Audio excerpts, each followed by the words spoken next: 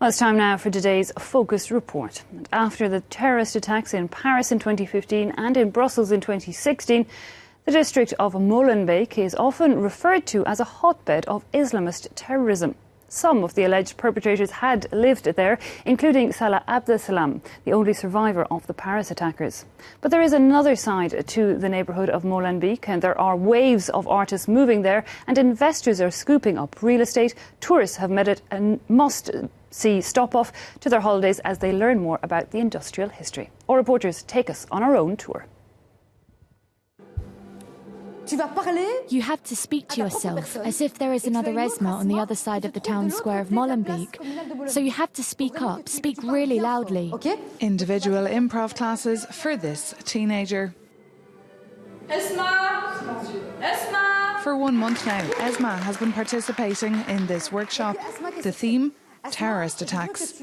She was only 12 when police and television cameras invaded her neighbourhood of Molenbeek, the same area of the alleged perpetrators of the Brussels and Paris attacks. It was weird to see so many police officers. We couldn't go outside. We were young and we didn't understand why. These are the kinds of things we talk about in drama class. Let's do it again. This time, be really angry. After the attacks, there was a lot of hype around Molenbeek, as if the people of Molenbeek were being forced into a social reality. But now we can take a step back and not feel pressured to justify ourselves. And to prove this point, the drama course actually takes place in the same building where Salah Abdeslam grew up. Changing the perception of Molenbeek, that's the aim of these Belgian tourists. This is where the breweries were, right behind us. They're exploring the canal area, which is currently being regenerated, as well as poorer pockets of this central Brussels neighbourhood.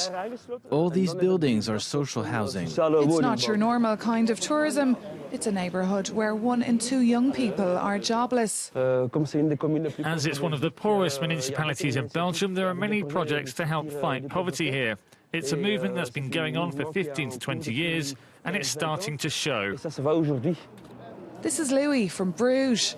He's brought a group of retired friends to Brussels for the day to join the tour. I'm convinced some colleagues didn't come today because they'd never dare come here. They think it is dangerous. Even in Belgium, there are people who won't come to Molenbeek.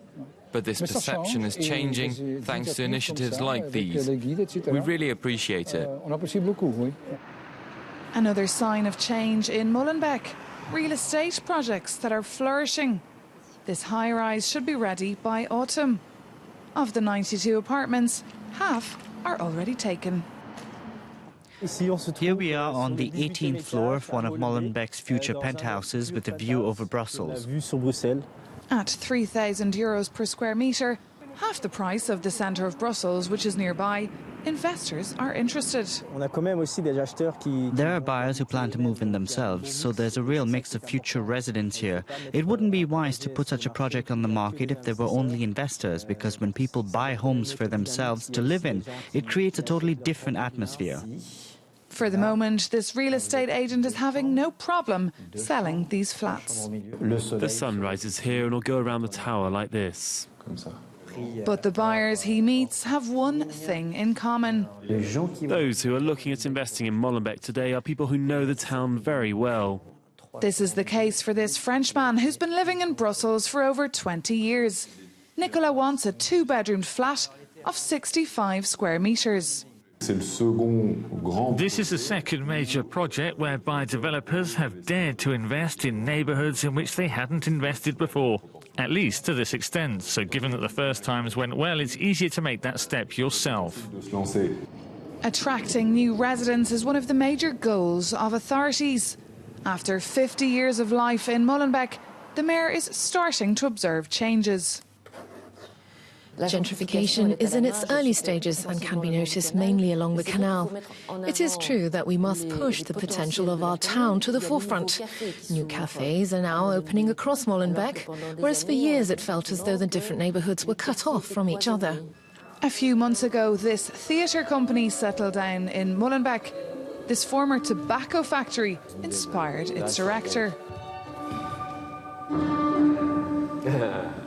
Too soon. But like many other artists, Jan was also seduced by the prices. The company now has 1,000 square metres of space. 10, 15 or 20 years ago, Berlin was all the rage. Now it is Brussels. It is always like that. Us artists go where we can afford to live. It's like this everywhere in the world. At first it's quite unwelcoming, and then the artists come, and it becomes very expensive.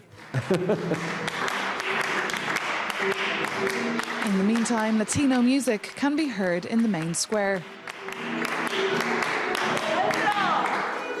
2 years since the Brussels attacks, Molenbeek is ready to embrace the future.